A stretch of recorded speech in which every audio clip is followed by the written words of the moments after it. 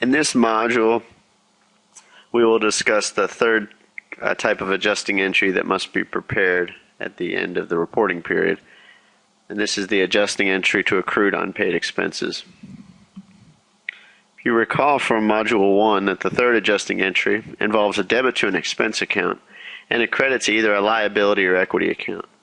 Three common examples of accounts that would require this type of adjusting entry include interest owed on a debt instrument, salaries owed to employees for services rendered, and restricted stock that is owed to employees. We will see that the adjusting entry required for the first two examples involves a credit to a liability account, while the credit in the third example involves an equity account.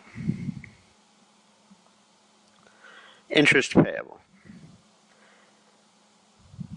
When companies borrow money and both principal and interest are due at maturity, interest payable accounts must be created at the end of a reporting period to reflect that a liability has been incurred so that the balance sheet is not misstated. For example, if ABC Inc. borrows $100,000 from a bank on November 1st, 2008, and the loan is a 2-year loan with an interest rate of 6% with principal and interest due at maturity, and they prepare annual financial statements on December 31st each year, then economically ABC has borrowed $100,000 on November 1st, 2008. They won't have to pay back any money until November 1st, 2010, and at that point in time they'll owe the $100,000 plus the interest that they accrue at a 6% interest rate, which would be $6,000 for 1 year, and since it's a 2-year loan, $12,000. So what they're going to need to pay back on November 1st of 2010 is $112,000. And the question is, on December 31st of 2008, do they need to accrue the interest and record the interest that has accrued up until that date? And the answer is yes, so that they do not understate their liabilities and overstate income. So what we need to determine is what is the interest that has accrued as of December 31st of 2008. Well, to determine this, we'll take the $100,000, the principal, we'll multiply it by 6%, which is the rate, and we'll multiply it by time, which in this case the rate is based on 12 months, but we only need to accrue 2 of those 12 months, since the interest would only accrue for November and December in the year 2008, which gives us a $1,000 interest. Therefore, our adjusting entry that would be needed on December 31st of 2008 is a debit to interest expense and a credit to interest payable. Interest payable represents a liability, and interest expense reduces our income.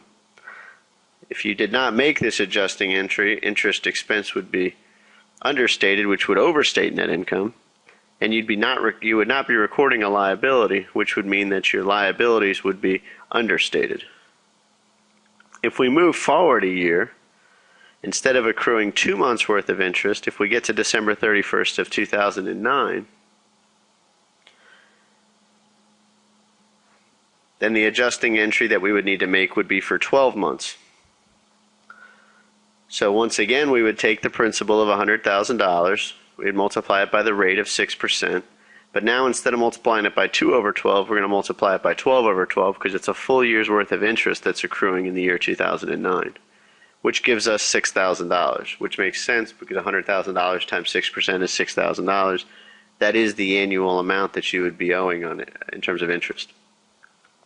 So when we get to the end of 2009, if we do not make this $6,000 adjusting entry, our interest payable would reflect just a $1,000 that we owe, when in fact we owe $7,000, the $1,000 from 2008 plus the $6,000 that we just accrued in 2009. So therefore the adjusting entry updates the interest payable, the liability account, and increases it to the correct $7,000. And the $6,000 interest expense reduces our income so that we don't overstate net income. The second type of adjusting entry that accrues an unpaid expense is salaries payable. In this example, ABC Inc. has 5 employees. Each employee makes $5,000 per week for services rendered Monday through Friday. So you can assume they make $1,000 for Monday, $1,000 Tuesday, $1,000 Wednesday, $1,000 Thursday, and $1,000 Friday for 5 employees. So a total of $25,000 is earned each week by these employees. Employees are paid every Friday, so the company's payroll is $25,000 that's paid on checks that are cut every Friday. And they prepare annual financial statements on December 31st each year.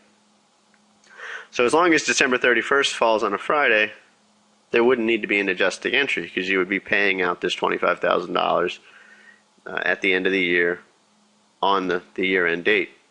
But for years where December 31st falls on a day other than Friday, if we assume that December 31st, 2008 falls on a Wednesday, then we may have a problem.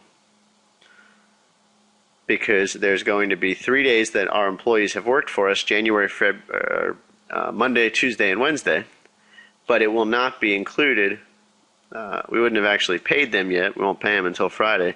So those 3 days worth of expenses need to be accrued, and we need to set up a liability to show that we do owe employees for 3 days worth of work that hasn't been paid.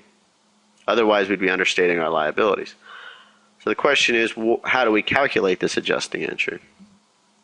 This adjusting entry is calculated by taking the $5,000 for each employee times 5, which gives them the weekly pay. So the total of $25,000 would be owed if they worked the entire week. But since only 3 out of the 5 workday weeks have been worked, they've only earned $15,000 of the $25,000. So therefore, the adjusting entry that we would make to record this is a salary expense of $15,000 to show that there was this expense that helped generate revenue for the first 3 days that equaled $15,000. And there was a payable of $15,000. A salary payable of $15,000 to reflect that we have a liability. We owe somebody $15,000. We owe 5 people a total of $15,000. So the salary payable is our permanent balance sheet account. And the salary expense is our temporary income statement account. And finally, the last example of this type of adjusting entry, which accrues an unpaid expense, is restricted stock. The reason why we chose to discuss restricted stock with you, is even though it's more of an advanced topic of accounting, is because it's an example where instead of creating a liability, we instead create an equity account, because it is possible to accrue an unpaid expense through an account that's not a liability.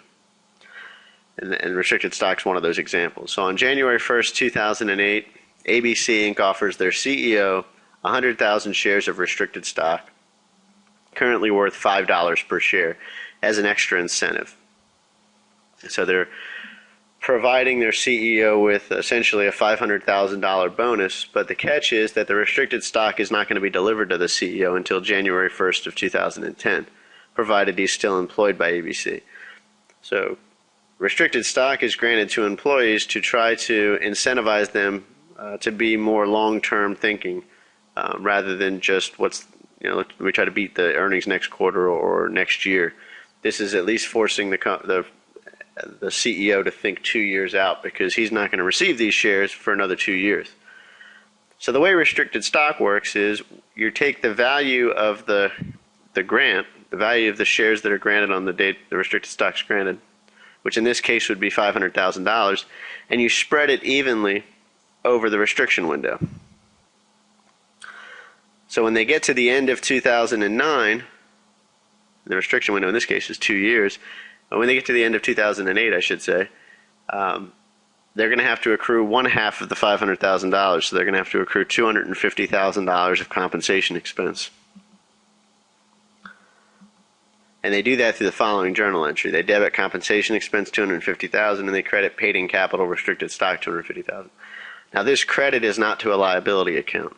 This credit is to an equity account. So within owner's equity, there's contributed capital and retained earnings, And one of the things that goes into contributed capital is paid in capital restricted stock.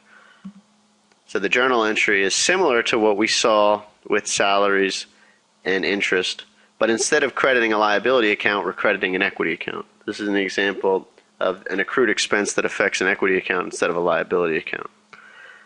The debit still goes to an expense, so that's similar. We call it compensation expense. But now the credit is going to an equity account paid in capital restricted stock. So that's an example, and those other two are examples of an expense that you haven't paid out yet, but you are accruing.